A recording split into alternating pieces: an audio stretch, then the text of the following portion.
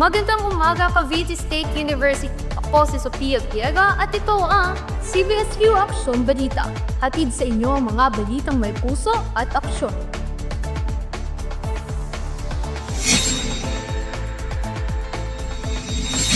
Ayon sa isang artikulo na The View doon, patuloy umano humihina ang pagpapahalaga ng wikang Filipino sa mga paaralan lalo sa antas sa Colerio. Para sa mga detalye, narito sa Sheena Talabok at Mark Abela. Salamat, Sophia. Patay sa ulat tagugatang issue nito sa CHED Memorandum numero 20 na nag-alis sa Pilipino bilang core subject sa kolehiyo.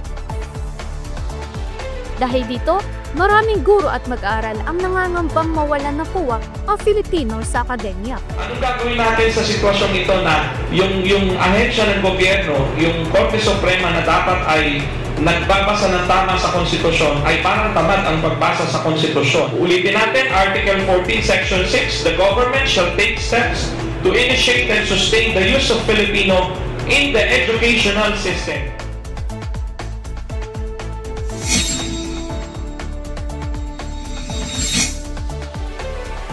Tama ka dyan, Sheena.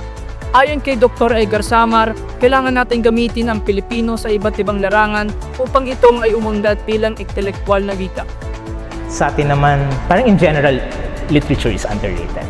Much more yung literary works ng Filipinos. Parang pumunta ka lang sa isang typical na bookstore dito sa atin, makikita mo yung shelf space na ino-occupy ng Filipiniana, halimbawa, as against parang ibang titles. So, generally ay underrated yung Dagdag pa rito, ilang universidad kulit ng Ateneo ang paluri na nagsusulong ng mga kursong Pilipino upang mapanatili ang diwa ng ating wika.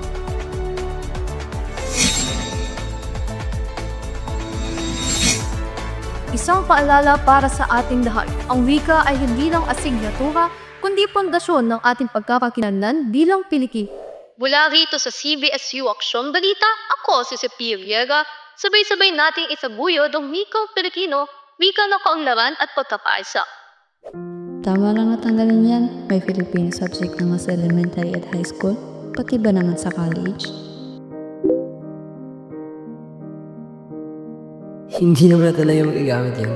Dapat focus na lang tayo sa English language kasi yung tinuturo sa college, more on English na.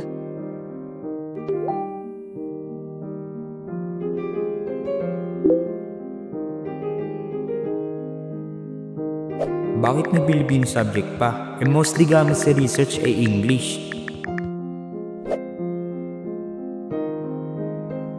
Tama lang natanggalin yan. Hindi naman na talaga magagamit yan. Dapat focus na lang tayo sa English language. Bakit na Filipino subject pa? Mostly gamit sa research ay English. Bakit kaya ganito sila mag-isip? Kahit natanggalin yan, nagtatagalog pa naman din tayo eh. Kaya walang saysay pag-aaral ng Pilipino sa college. Tama lang talaga na tinanggal yan. Wala naman ang pagkalawang sa panahon natin ngayon.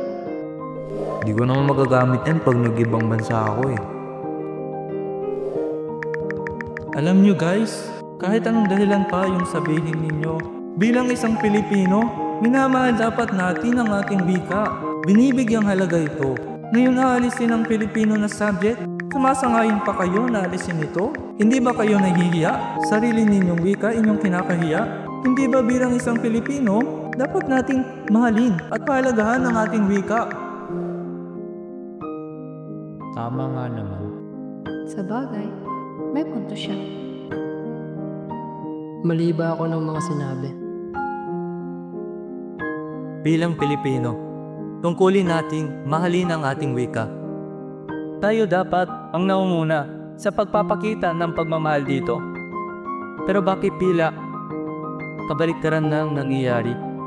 Tayo pang mga kabataan ang nakalimot pagmahal sa sariling bayan. Ikaw, minamahal mo ba ang ating wika?